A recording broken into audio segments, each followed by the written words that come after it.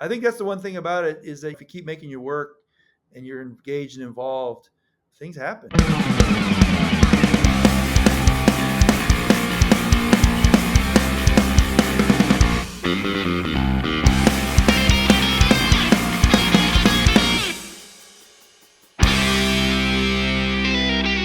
Hello, print friends, and welcome to Outlaw October, a month-long deep dive into the hearts and minds of the Outlaw Printmakers. I'm your host, Miranda Metcalf. Each week, I chat with artists who use print-based media to do something beyond the expected. And this month, we're doing something a little different, a little exploration into one corner of the print world. Who they are, what they do, and what the heck makes an outlaw an outlaw. This is a bilingual podcast, so if you subscribe to us, you'll be getting episodes in English with me, as well as in Spanish with Ronaldo Gil Zambrano. Together we speak to printmakers around the globe about their practice and passions in the world of printmaking. I have some exciting news for you, print friends, before we kick off today's episode. If you haven't already heard, I am hosting a print event. In partnership with Print Austin, I'm bringing a month-long printmaking celebration to Santa Fe, New Mexico called What Else But Print Santa Fe. And we're hosting a print exchange to celebrate. Never been in a print exchange before? It's a real fun deal. You send an edition of prints, in this case 12, to me, and I send you back a set of 10 from printmakers from truly around the world who are also participating. You get to collect work from your fellow printmakers for the cost of shipping, which is $30 in the US and $50 outside the US, in case you were curious. We're also in the process of looking for a venue to exhibit this print exchange here, so you might even get a little line on your CV for participating as well. Check out the link in the show notes for more details. Hello Print Friend is brought to you by Speedball Art Products, and you know they're getting in the spirit of things here for Outlaw October. My guest this week is Bill Fick, and Speedball has generously donated a 6-color set of their professional relief inks. Formulated to possess all of the working properties that artists demand, Speedball professional relief inks are made from the highest quality, light, fast pigments and contain 0 fillers. They roll out consistently and transfer beautifully, resulting in an intense, crisp archival print. And this batch does include their flagship color, Super Graphic Black, which just happens to be created by the world-renowned relief artist, Bill Fick. Head on over to this episode's listing on the Hello Print Friend Instagram and see how to enter this super fun giveaway. In this episode, Bill and I talk about his growing up in Venezuela and later Saudi Arabia, what makes a cartoon, high and lowbrow art, and of course, skulls, skulls, skulls. So, without further ado, sit back, relax, and prepare to make heads roll with Bill Fick. Hi, Bill. How's it going? Hey, Miranda, what's up? Hey, it's so nice to see you again. Yeah, good to see you. Yeah, wonderful. Totally I wonderful. With your brand new mic. I know. We're on the maiden voyage of this like Awesome. professional podcasting mic. It's very, very Yeah, exciting. very Yeah. fancy. Very cool. Well, I'm really happy that we're going to get a chance to talk and to have you on the podcast. It was great meeting you in Santa Fe. I guess it was a few months ago now, a few weeks ago. Yeah, Who I knows think what it was is June, time? I think. Yeah. Yeah. And I know that you're someone who a lot of our listeners know and are really interested in, so I'm really excited to share your story and to get to know you a little better. Fantastic. Great. Let's Awesome. do Let's it. do it. So, before we dive in, would you please let people know who you are, where you are, what you do? Okay, yeah. Well, I'm Bill Fick. I live in Durham, North Carolina. My practice is here in Durham, and I teach at Duke University. I teach printmaking, drawing, comics, zines. But yeah, I guess I'm a teacher, artist, print maniac, print enthusiast to the max. And yeah, no, it's printmaking is life, man. I love that. I love that. So, that's where you are now, but where did you grow up and what role did art have in that part of your life? Yeah, well, so my dad worked for an oil company, worked for Exxon, well, Esso, when I was born.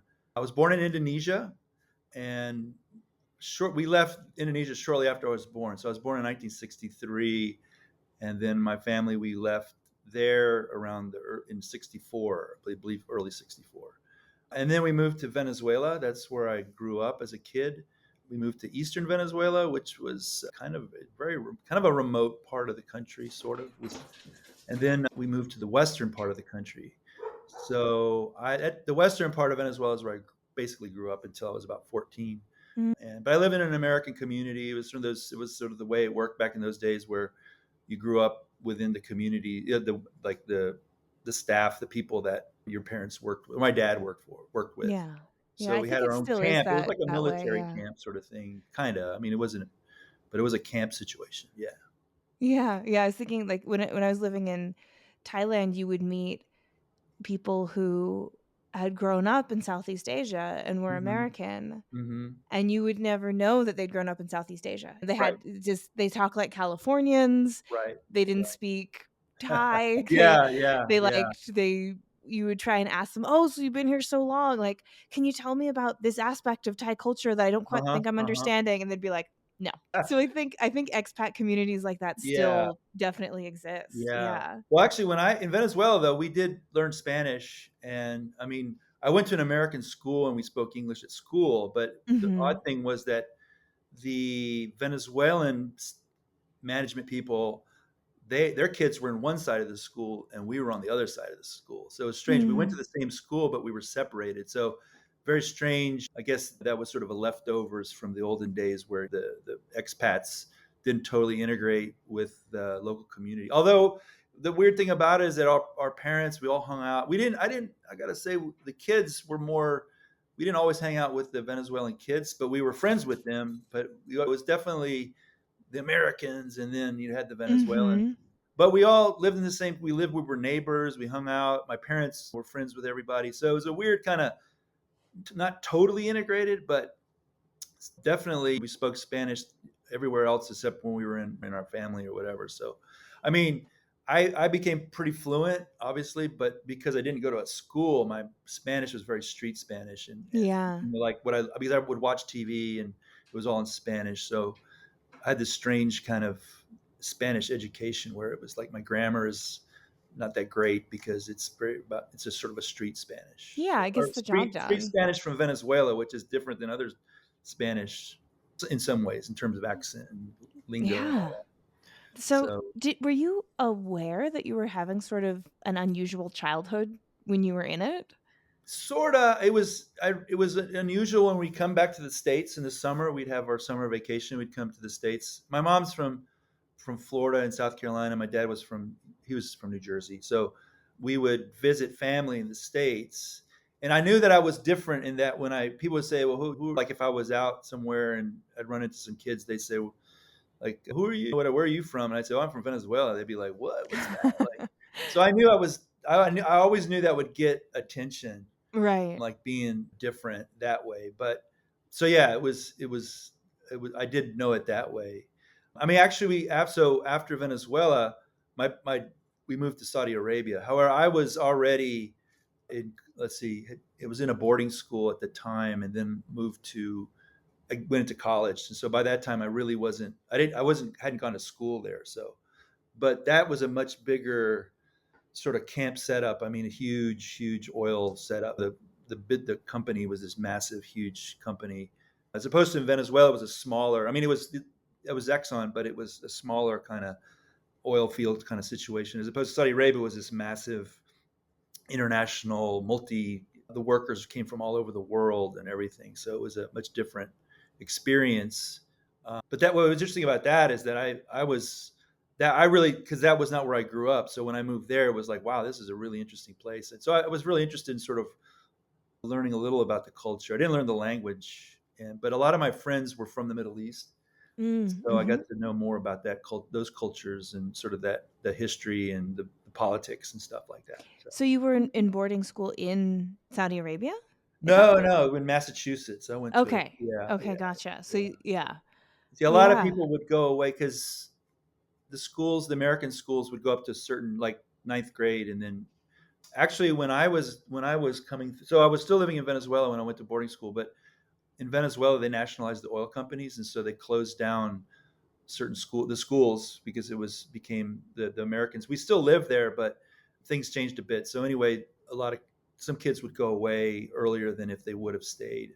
Mm-hmm. Um, and But anyway, point being is that when I moved to Saudi Arabia, that was a flip in that I didn't grow up there, so my experience there was learning about Arab culture and Right, Saudi right, Arabia and yeah. all that. Because So that was really very interesting, and it was such a different cultural experience.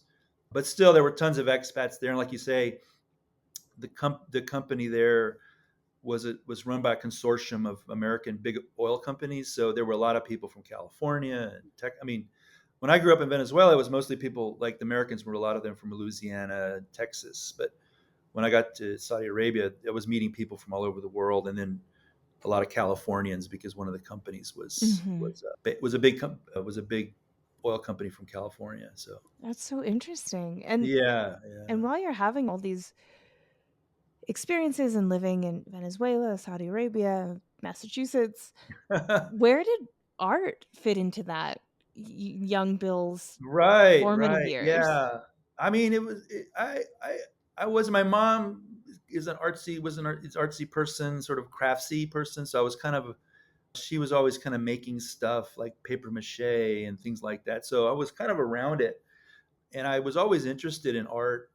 Oddly enough, as a kid, I was like, that kind of was what I wanted to be, but I didn't even know what it meant really. I don't know Mm-hmm. why, but I wanted to be an artist, but I didn't really know what being an artist meant. So I don't know where that came from, but I think it's just because the idea that it sounded like you could draw, you can make pictures, things like that. And I wasn't like the total art kid who was always drawing, but I did like to draw. And I was sort of like, there was a girl in my my fourth grade class who was a really good drawer. And I was like, oh man, I got to be able to draw as good as her. Or I was a little jealous, whatever. But yeah, I think it was sort of, I don't know, but kind of an unconscious thing in some ways that I wanted to do that. I don't know, really don't know why, but then as I got older, I did start I took some art classes in high school and like that, and then in college, I was an art major, and I went to Duke as an undergrad, and we had a very small art program. I mean, I think there were like three of us were majoring in art, and I still was sort of not clear why I was majoring in art. But it was just sort of, I took a ton of art history classes, which was really good. And my print teacher was someone who was really energetic and excited. And she really, really instilled some real interest in printmaking at the time. That was sort of my first real experience with printmaking. Her name is Meryl Schatzman. And she was part of the sort of the Wisconsin crowd back. Mm-hmm. So her group would have been, oh, I'm not sure exactly when she was there, but Art Werger and Beth Grabowski, and those were some artists that were there when she was there. Anyway, so I got a little taste of like, because she pulled out a portfolio from the Madison crew, from her crew, and I was like, oh my God, I was blown away. It was like, geez, that's crazy. It was like, I didn't know what I was looking at really. So there were these amazing like 10 color aqua tints or whatever. Oh, I don't. It wow. was just some really. Yeah. I didn't even know thinking back on it, I just remembered like I was like, wow, this is really amazing stuff. But I didn't really know anything about it but she was just showing us like, hey, look at this. This is what printmaking is about. But I kind of gravitated pretty quickly to relief prints. And so yeah, so in high school, I got a little taste of it because I did take some sort of a print class or art class that involved some printing. So, but then when I got to college is where I started undergrad, where I started to get into it, but I still was sort of like not sure exactly. And then really what happened was I didn't know what I was going to do, and then I said, okay, well, I'll become a furniture designer. And the reason was because in North Carolina, that furniture design there's a history of furniture in North Carolina, and I had met a furniture designer, and my family kind of knew some people who were furniture designers in the furniture industry. Because by this time, my parents had left. My dad had retired, so they moved to North Carolina, and I had Oh. family in North Carolina. So anyway, furniture design was like, oh, yeah, you could be a furniture designer. That's sort of a real job for an artist. And I was like, okay, well, maybe I'll try that. So I went to art college up in Grand Rapids, Michigan, Kendall College of Art and Design, and I don't know what it's called today. It's in Grand Rapids, but they have a well known, or they did, or they still do. I don't know, furniture design school, but that just didn't work. I didn't like it. I didn't like it at Mm. all. Anyway, so then after that, I came back to North Carolina and just sort of tried to figure some things out, and took a year off. And then I met some people, some students at UNC Greensboro, University of North Carolina in Hmm. Greensboro, and I was living near Greensboro. So I got to know that program a little bit. And then I went into grad school there after being off out of school for about a year or so. And yeah, that's where I really got into printmaking. And so yeah, I'll sort of stop there if you have any catch up. I've been talking straight for a few minutes now. No, no. I mean, I think that all that's really good, and I was curious because I know that cartoons and comics and now zines are a big part of what you do, but you didn't mention that much of it was part of growing up. Were you a comic kid? Yeah, that's pretty fascinating. I mean, I had a box full of comics, but I actually really like never read the comic. I would always look at the pictures and kind of I would read them, but it was more I was more interested in the pictures. But in I graduated from grad school in 1990, and so the separation of sort of fine art and graphic arts and things like that was still pretty strong. It was like Mm, so in my education as in grad school, nobody would have brought up the idea of like, oh, your work has comic elements to it, or because it was similar to what it is now, but it was more. I was looking at a lot of Gothic art, these sort of goofy follies. The sort of not the not the. I mean, I was looking at all the rock star stuff from that era, but I mean, I was always looking for the strange like mm, illustrations, the kind of the more comic-y kind of stuff that weren't meant to be comics, obviously, but were sort of these sidebar. There's these carvings in cathedrals called misery chords. They're like these funny, strange carvings that are underneath the seats in the choir stalls, and they're kind of a strange thing. And I got into those, but basically they're very humorous, kind of bawdy, strange story, like mm, narratives. So I was always kind of looking for those sort of off the beaten path kind of art. But that's because again, I didn't have any teachers that were like comics people. So yeah. it would have been really obvious for them to say, well, do you look at Art Crumb, or are you interested in early American comics or things like that? But the artists that I did get to know about and really got really interested in, and they were sort of in comic in a way, but like I had one of my teachers was a studio assistant for Max Beckman at Wash U, so Mm, he was teaching at UNC Greensboro when I was there.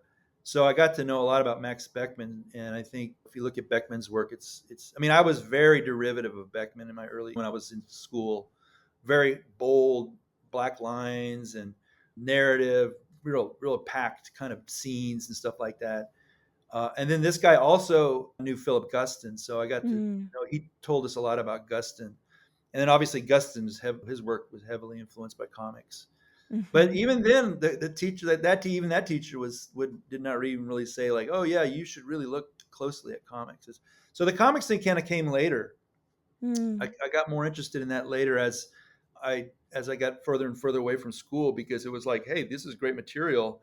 Why not look at it? So, but It's you know, I've been thinking about this question recently. Actually, Tim and I have been talking about it a little bit in terms of what makes, because usually what makes something comic-y uh should huh, is the my art historical training there coming out, has to do with the way in which the human form is stylized. Like it's kind hmm, of like hmm, if you do a picture of a house plant with these kind of round exaggerated forms, people won't necessarily look at it and say that's comic-y. It's something about like the person, right? It's like right, it's the way that we draw the human form hmm, hmm, that I could totally see has roots, those art historical roots going back into hundreds of years ago in hmm, European traditions of the yeah, way in which a little figure gets simplified and hmm, exaggerated in this really particular way. I mean, you could even yeah, see it in like the figures in Bosch's Garden of Eden. There's hmm, like a universality to the figures. Maybe that's it. Maybe it has to do with the fact that like it could be a specific person, but doesn't need to be Right. because things have been Right. kind of the specifics have sort of been sanded off. Right. Right. Yeah. Right. Yeah. Yeah. Totally. I mean, and that's what I think is the print history that I really love. If you so I think like Goya, if you look at Goya, his characters are always sort of squat. They're not Mhm. attenuated, long, tall, skinny. And I just love Goya. I think that proportion for me is really important. And again, Beckman, his characters tended to be sort of like squat, kind of, not all, but there was this sort of like, uh, yeah, like a cartoony kind of like in some of Picasso's like stuff was Mm. his characters. I really love that scale of artists of art, like Paula Rego's work too. I don't know, their characters are sort of 3/4 size, so Yeah, because it seems like if I'm sorry, I'm attracted just to thinking that. about it, like it is something to do with the squatness that makes it because it's Hmm. I'm thinking of artists like Wunderlich who elongate their Hmm. figures or Yeah, yeah, Dali who elongate their figures, and those aren't you don't consider those cartoons, so right, there's something right, about that action that makes it more right. surrealist, but it's Yeah, yeah, it's like the rounding and yeah, totally, totally. the the kind of like Uh-huh. softness that you give the Right, forms. How interesting. right. Yeah, I mean, if you think of early American comics like Mutt and Jeff and the Katzenjammer Kids, early Mickey Mouse, they're all that sort of squat, kind of compressed scale, and then they're rounded off, right? They're that rounded off quality. So for me, I love that era, or that kind of character. Jacques Collot did a lot of those little Mhm. squat characters. And that's why when I contemporary comics, I'm not really interested in like the new look, because it's all very angular and it's like Yep. very stretched, kind of, well, it really, yeah, I would say angular, and like some manga too. I don't like the I go looking for the characters that are more rounded off. I don't know what, Mm. it's sort of weird, but it's like No, it's so I'm funny. just totally, it's bizarre. I don't know. Well, not bizarre, but it's really interesting in my brain. Like what I'm attracted to in terms of visual narrative characters, I really like those rounded off characters. Well, and I think it's so cool that I mean, that yeah, you just know that about yourself and can lean into that because Hmm. we all have what we like and what we don't like. Like, I Hmm. have Hmm. pet peeves of imagery that is if I see Uh-huh. it and this is one that if I'm ever during, like, a show Uh-huh. it's gas masks. I'm just like, Oh. "Ugh, Oh. kids, again with a gas mask." Like, there's Yeah. something about Yeah. like, there's, like, student art where, like, gas masks appear a lot, Yeah. and so, I mean and then as I often joke about, like, when I'm jurying, I'm such an animal nerd that Uh-huh. I'll be like, Uh-huh. "Oh, Uh-huh. man, I just picked out everything with an animal in it." And so, like, we have to be aware of these things in ourselves Yeah. and, Oh, like and how much we absolutely. can lean into them, and, of course, like, being a juror, you need to be Right. more Right. democratic, of course, but, like, when it's Right. your own work, it's like, yeah, lean into what Yeah. lights you up because that's what's gonna keep it Hmm. Hmm. sustainable. Yeah. Yeah, totally. And I think Yeah. another thing that's kind of interesting about it is that for me, like when the work that I was doing right out of grad school and these bigger editorial narrative pieces, it was sort of I had to make them squat because if I Right. wanted to build this image and put a bunch of characters in there, if they're really tall, I couldn't fit them in. So I probably had that's was probably some conscious thing where I was able to squeeze them down into a rectangle that was three. Let's say if I was making a print that was 3 feet by 4 feet, and the characters were pretty much like on a pretty forward. They weren't like in deep space or anything like that. How are you going to fit those in to make that like a standing figure against the figure that's sitting down? Or so I think that had something to do with it too, in terms of being able to scale and fitting Yeah. things into the image. Just the Um, logistics of it. yeah, Yeah. yeah, because all my if you ever see my early stuff, it was very like the characters are very much in the very front of the picture plane, Mhm. and I don't have a lot of depth. So it's like and that comes, I think, from my interest in Max Beckman, because his work was very much like a theater. It was like a platform, and the characters were in the platform, and they were all crammed in there. So for me, that was. But yeah, deep space has never been something I've been. Um, I mean, in terms of my own work is I don't show a lot of deep space. Yeah. Which I Uh-huh. think also is a contributor to the aesthetic that people call, I think, cartoon Yeah, yeah, or right, comic right, is that right. it's the rounded figures, and then it's the more or less keeping this kind of one plane Mhm, of mhm. space going. And Right. and there's something about that too that makes it kind of seem so narrative Mhm, because it's such a mhm. clear form of communication. You've got Yeah. your figures up front and center. They're Mhm, really mhm, easily readable with your eye mhm. because they've got these sort of exaggerated forms. And Right. so there's something about it that I think we're just kind of trained to interact with images that are like that in a different way, where Mhm, we mhm. think that they're kind of inherently didactic or telling me a story. Right. Because it's if you think of images of people who are telling us something like out in life, like the little walk guy on the walk sign, like Right, he's right. what he's exaggerated, he's one plane of space, Yeah, all of it. So I think that yeah. it's interesting because you're using this aesthetic, but I think it also changes the way in which people come to read it. So they're like, Mhm, okay, mhm, what is Bill's work saying? Like in this way that mhm, it seems to be decipherable, I think, in a clear way. mhm, Whereas when mhm, mhm. I don't know, you see a Rothko or something, you're like, Yeah, right, I'm not right. expecting to get like a message from this. Right, exactly. Yeah, yeah. Well, it's funny Mm. that you mentioned signs because, I mean, in some ways, that's where my work has gone in the last, like, I don't know, 20 years or so, because I've isolated the face or the head or like skulls and zombies. And because, again, when I was making those larger narratives, the face was an important part of the image.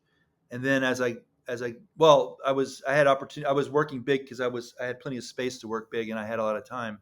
And then I moved to New York, and I moved into a tiny studio. I did have a press in the studio, but it was a certain size, and so for me, I couldn't make larger ones, and so I started making these smaller ones. And then I said, well, in my brain, I think it was like, well, like what is the most important part of a figure, and it's generally going to be the head, where all the Mhm. expression is and all that. So I've always really last 20 years or so, I guess, just been focusing on the head. So depending on if it's an animal like a cat or a bull or then if it's a skull, which I've made many, many skulls, and I'm Mhm. fascinated by skull images. I mean, I can keep making skulls forever, but just the head is, so in some ways it's like this sign, like it's like, okay, it's a cat with a cigar and a top hat, and that's it. There's nothing more, like you say. There's Mm. nothing more to it. It's very clearly, that's clearly what it is. And so yeah, so it just sort of evolved into just really focusing on the head, and Mm. I really don't do those larger narratives anymore. Which I do wish I could make more of those, but my time is limited, and those took a Yeah. while.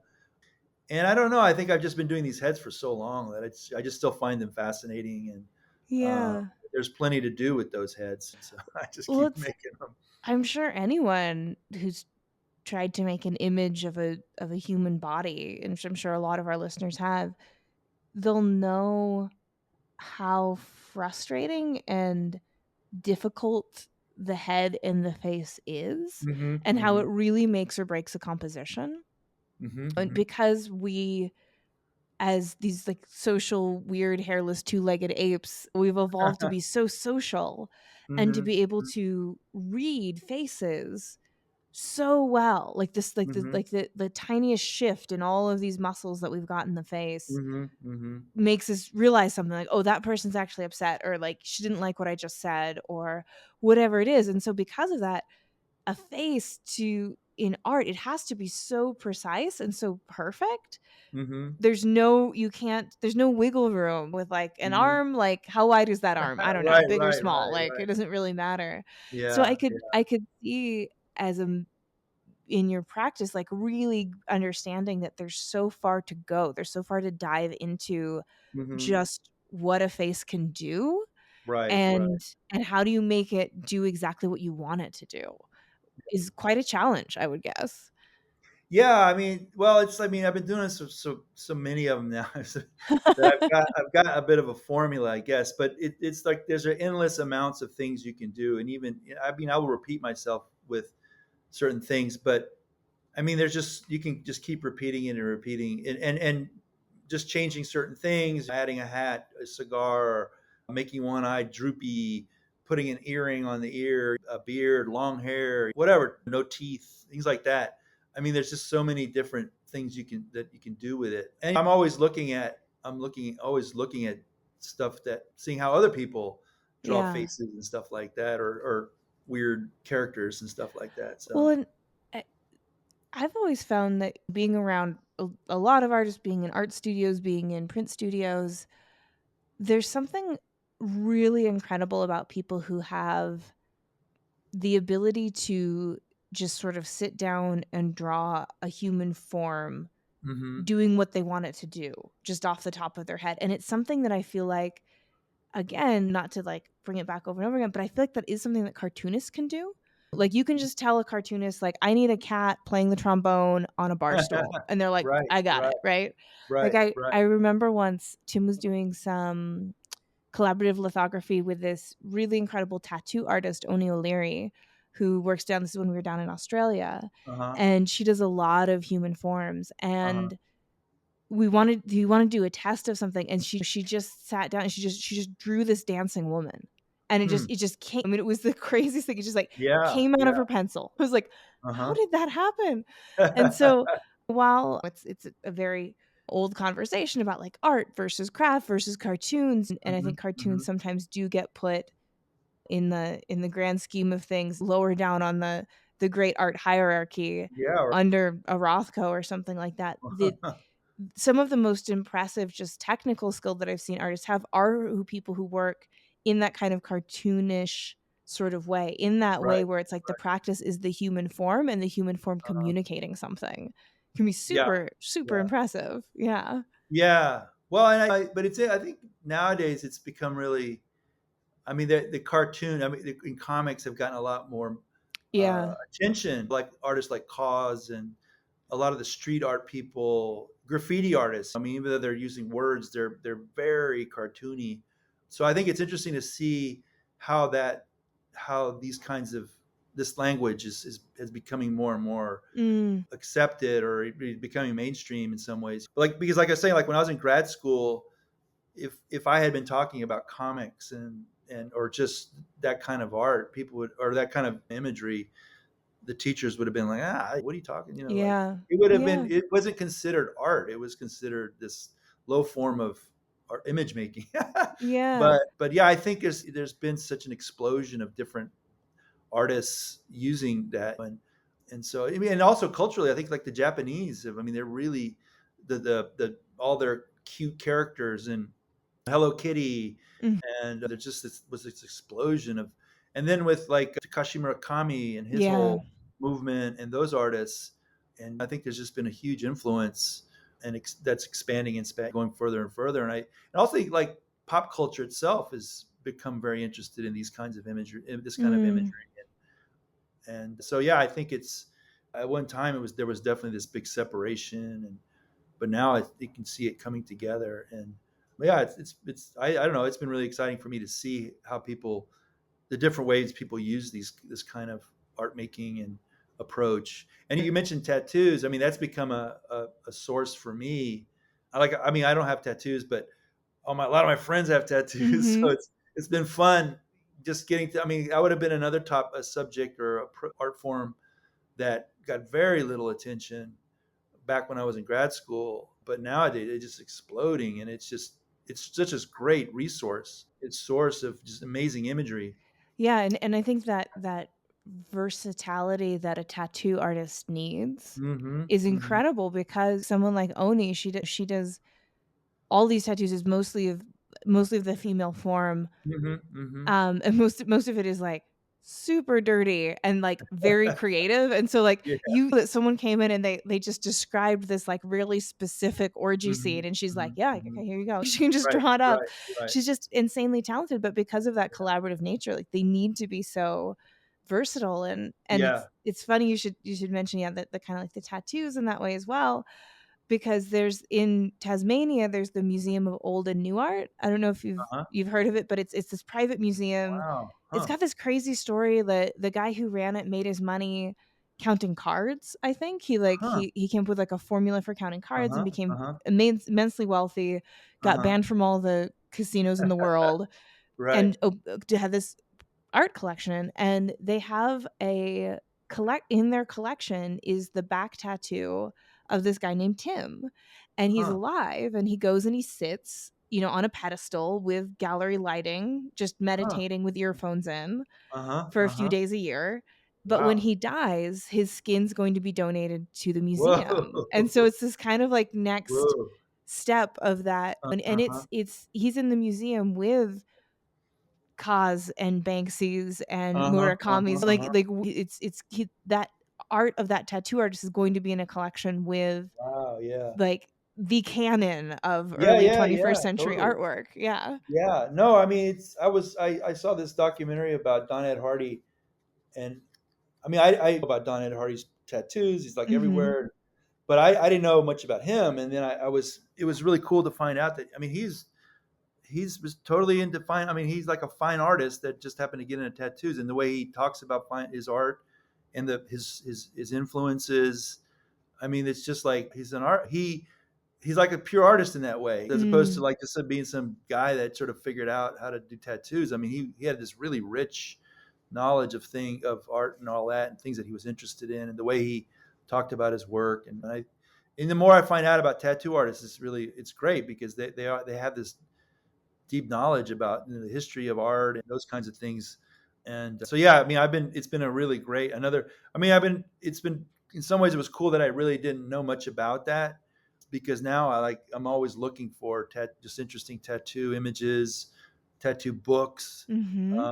I'm always paying attention to people's tattoos when I see them walking around. I'm like, well, check that one out. Yeah. It's just, it's really just exciting to be able to like have this whole other area that I just didn't have much knowledge about because I was coming up in a time where you needed to be looking at fine art as Yeah. opposed to looking at all this other popular art, which now is blowing up and becoming a part of what we call fine art. Do you think you will get a tattoo at some point with this new I might, interest? Yeah? yeah. I was talking to John Hancock, and Mhm. I might go with John Hancock if we're talking about it. So, because he's learning how to tattoo, Yeah, yeah, he uh, mentioned that and when I saw you all. yeah. So we've been talking. He says he's got to do some more training. I was gonna do. I think I might do a little small one by John because that would have a lot of meaning because we're friends and the fact that I mean I've always looked at he's got tattoos all over me Mhm. and but just the it's been to have a lot more meaning because he would be the Yeah. artist. So Yeah, that would be very you know, cool. but it'll be some probably little tiny little. We were thinking about some sort of a hobo flea, Oh, hobo cute. flea, or like a hobo cat. So So cute. old timey kind of Depression era looking character. Well, there's those, like, old hobo symbols. Uh huh. Oh yeah. Right. I Yeah. always thought those would make a cool tattoo. Uh The one huh. that says, like, "You can get work here," or Right. "The water's good Right. to Yeah. drink," because Yeah. they some of them are really beautiful and simple. But, Yeah. yeah, I was like, it'd be kinda fun to get a hobo, Uh-huh, like, uh-huh. Yeah, hobo right. marking. Yeah, right, yeah. No, Yeah, I mean, why not? why not? Yeah. So, you mentioned a little bit when we were chatting before we recorded about the fact that you do the zine machine. You've got this event that's now around zines. It's sort of like a zine fest. I'm curious. I want to know more about that, but I'm also sort of interested in, is there a distinction between like cartoons and zines? I mean, like, how does those worlds overlap for you? Mhm. Well, I mean, actually, it's called the Zine Machine, but it's a printed matter festival. So it is printed materials, but there are like lot and lots of zines. I mean, for me, for me, a zine can be pretty much anything in terms of it's just like a pamphlet, a book, a fold out, or whatever. And so that it could be illustrated that way. I mean, I do like the more illustrated zines as opposed to Mhm. the more text heavy zines. Again, I think it goes back to my being a kid. I just like to look at the pictures. So yeah, I mean, I'm definitely drawn more towards the. I mean, in fact, when I came out to Santa Fe, we went to that Hecho a Mano press Uh-huh. store, Yeah. which is I guess just down the street from where you work. But Mhm. Yeah, almost in across fact, the we street. we saw you after we were there. We went down. But anyway, they had these beautiful. They weren't comic books, but and I bought a few of them. They were, I guess you could call them a zine or a little illustrated book, but just really just beautiful little illustrations in this book. I mean, it's zine format, but it was there was really no text in it. They were screen printed. So I mean, is it a book? Is it a magazine? Is it a zine? Is it what is it? But that's why I love running this thing. Or well, actually, this year is the first time I'm running it by myself because the folks who helped me with it before, or we worked together on it before, they have other things cooking, so they weren't able to do it. But so I mean, I just said I'll just take it on by myself. But anyway, I just love it because I can go around and look at all this different kind of material that's being created. Like someone just signed up, they've been making coloring books. Mm, I know people who are really hardcore about zines, and they actually like they're like a distribution, like a DIY distribution. And I mean, it just to me, it's like as someone who's interested in printed materials, I think like zines and related stuff like zines or little booklets or things like that are just wonderful objects. And as a printmaker and someone who's been making pins and things like that, a booklet to me, it's like there's something. It has more to it. It's like it's not just a piece of paper with an image on it. It's multiple pieces of paper with yeah. images on it or text or whatever. So it's like this really.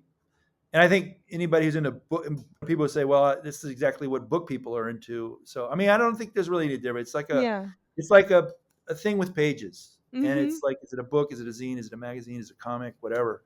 It just depends on how you want to what you're making and how you want to present it. Yeah, and like probably like the intention of the creator and all that Yeah, kind of stuff. yeah, Yeah. yeah, Yeah, yeah. definitely. So, And but so I've always been interested in little books. When I was a kid, mm, I like little books. I don't know why. I guess maybe get like this 3/4 size thing, yeah, you just everything you like small. things Yeah, I like compact. Yeah. things portable, compact. Yeah, I don't know what Totally. that's about. Well, I, when we met for the first time in person, you said you were out here in Santa Fe and you were part of what they call the Speedball Roadshow. What is that? Yeah, that's been fantastic. So Carlos Hernandez and Carlos is, I think a lot of people know who Carlos is. He is an artist in Houston. And anyway, Carlos had been working with Speedball. This was, I don't know what, maybe almost 10 years ago, perhaps, something like that, 8 years ago. Anyway, Carlos had been working with Speedball, helping them develop some of their fluorescent inks and some other things. He had been working with them. And then they started wanting to make professional inks or inks that had. I mean, so there had some people had used their inks for professional in a professional way. However, they were on purpose, like, okay, we're going to make a whole range of professional inks, relief inks. So Carlos said, hey, well, you should talk to Bill because he's in North Carolina, right down 2 hours from where you guys make your ink. Mhm. So anyhow, I got to know the Speedball team, and it's been great. And anyway, we started thinking like, hey, what could we do? Well, what during the New York Print Week a few years about 4 or 5 about 5 years 6 years ago, I was in New York for Speedball doing some stuff, and Carlos was in New York also, not for Speedball, but he was in New York for a show he was in. Pretty sure that's right. But anyway, we were like thinking, hey, well, why don't we just do some kind of a traveling thing where we both go on the road and Speedball sponsors us, and we just spread the gospel of ink and print. Mhm. And so they were like, yeah, for sure. Okay, cool. You can do that. And then we slowly got into it and then really got into it and did a lot. But then COVID came along and kind of knocked us out there for a few years. But now we're picking it back up. So when we came to Santa Fe, we were the road show. Basically, we were had gone to Tamarind and we interviewed some folks at Tamarind, and then we went to Takach and hung out there, and David got to hang out with David, and actually David started hanging out with us, and we came up to Santa Fe, and then we were at Black Rock Editions, and we were just doing some basically reporting, talking Mhm. to people, just just sort of say, hey, look, there's all this stuff going on in printmaking, and since we have a lot of connections, we're able to get in with meet people Yeah. at Tamarind or meet folks or go to Black Rock or go to Takach or go. We fortunately we know a lot of people at universities, so we're able to really connect with the universities, and the universities like it because we come in, we do some workshops, we've got materials, and so it's they're like, hey, great, here's these guys traveling around. Mhm. Let's see what they let's have them come by. So Yeah. it's been great. Yeah. Yeah, well, and I think that you all also know how to put on a bit of a show. So it is if you wanna get your students excited about printmaking, I think it's you're good Yeah, choices to do that, yeah. yeah. Well, that's Yeah. mostly Carlos. He's the showman. Yeah, yeah. He's. It's been so much fun traveling with him, and we have a great time. And I think that's what we try to do with it. We try to make it show how printmaking is such a fun. It's a fun bunch of people. We do it. Yeah, We really enjoy hanging out and learning from each other. And I mean, like what you're doing, there's this great community. And I mean, I don't think any other form has it. I mean, it's anyway. So we feel like it's really important to share this with people who are learning or people who have been in it for a while, but maybe they're sort of not a part of that. So we try to share that and spread that love to printmaking. totally. So you Well, know. and I think, yeah, speaking of Carlos and the fun of printmaking and all of that, it mentioned him doing this, like, Outlaw October, and so talking to people Uh-huh. who are under the Outlaw umbrella, which Uh-huh. includes you Uh-huh. despite the fact that you don't have any tattoos so far, Yeah, right. and so I I'm the wanna normal one. yeah, yeah, yeah, you're the straight man for the Outlaws, The old normal guy. but I guess I wanna ask just what is your conception of, like, what outlaw printmakers are and where they kind of fit into the story of printmaking? I mean, I think the main thing is that we're all basically narrative artists. Mhm. We make stories. We print art. We come from a tradition. We all like a lot of the same artists, like going way back to Durr and then up Hogarth and Mhm. Goya and Posada, I know, yeah. Posada. Yeah, Mhm. these are all we all really love these artists, and so I think that's the main thing that ties us together. Now there is definitely the more like sideshow kind of thing where folks gets kind of crazy and but actually we're all pretty well we're all committed, we're super committed to our craft For and our sure. art form.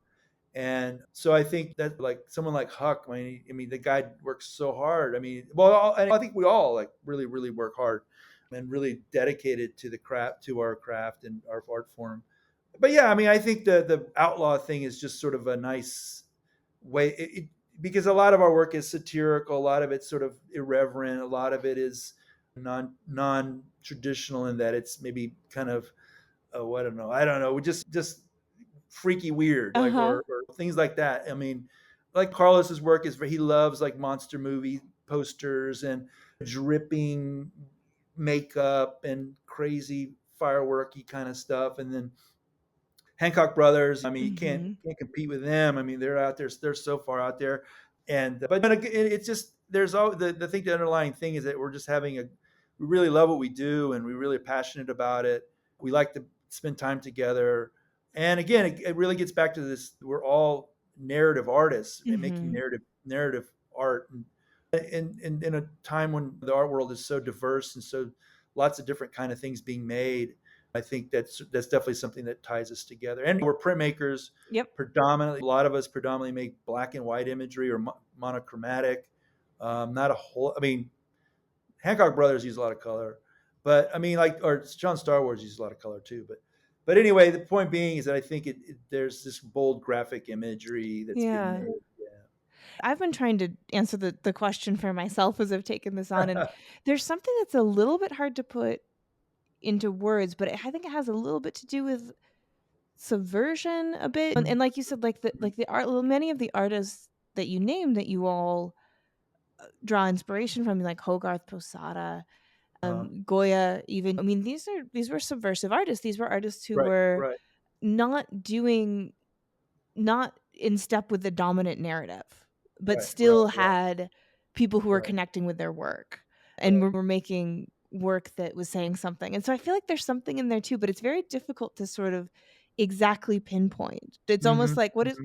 was that old thing about like it's pornography? Like I know it when I see it. Oh yeah, right. It's like Yeah, that yeah, one about like what the outlaw sort of right. aesthetic is. Right. And Well, yeah. we've sort of defined ourselves this way, or it's sort of gotten. But I mean, there are tons of outlaw artists out there. I mean, there's like again, like all the, I would say a lot of tattoo artists. Their Mhm. work is very outlaw. I think it's just sort of it when you hear outlaw printmaking, it sort of conjures up a certain kind of a attitude or vibe. And I mean, someone might say, "Wow, outlaw, what does that mean? Who are they?"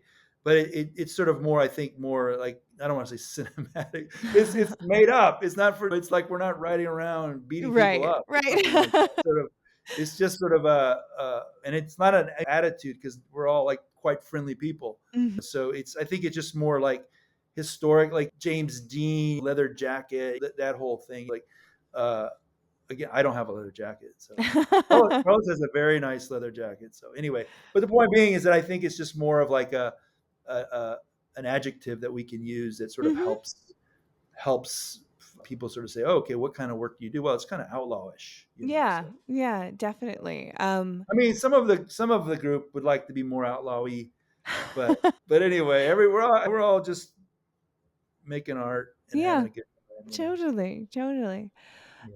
And so what's on the horizon for you? What's coming up? I mean, you said the zine machine Right. is on the I have horizon at the Z least? machines coming up. I've actually been making stuff related to the elections and voting and all that kind of. I've been Uh-huh. making, and it's nothing to do with my sort of narrative work. It's just signage and things like that. So I've been doing a lot of that with screen printing.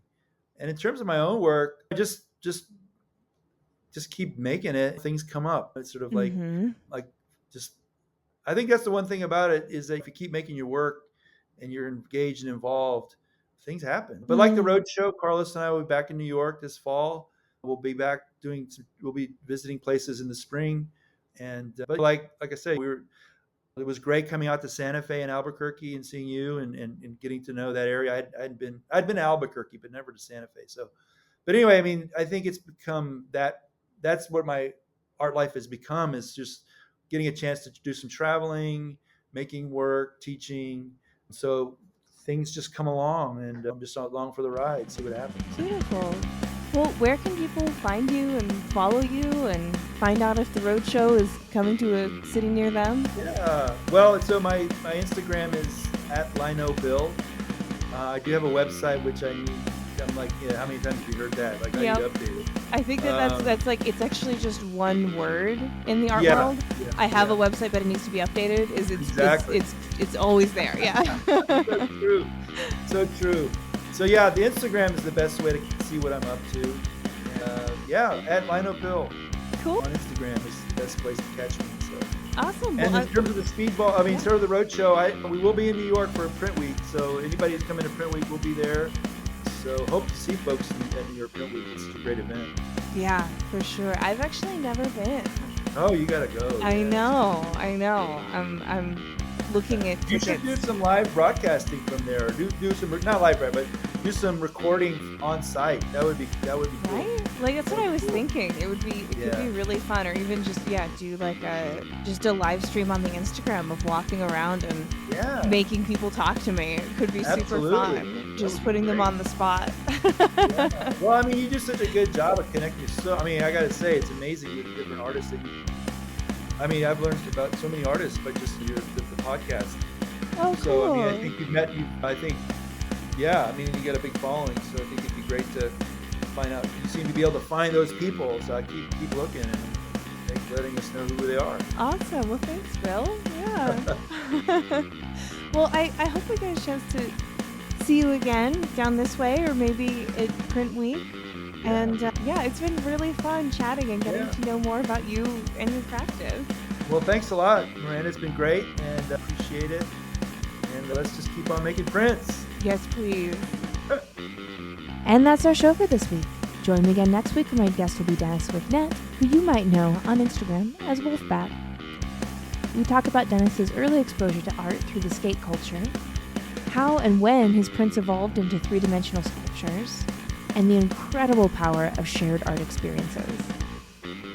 If you can't wait until next week to get some Dennis in your life, head to Corpus Christi this weekend for the Oso Bay Biennial. He'll be there, I'll be there, it'll be a party. This episode, like all episodes, was written and produced by me, Miranda Metcalf, with editing by Timothy Pauschak and music by Joshua Weber. I'll see you next week.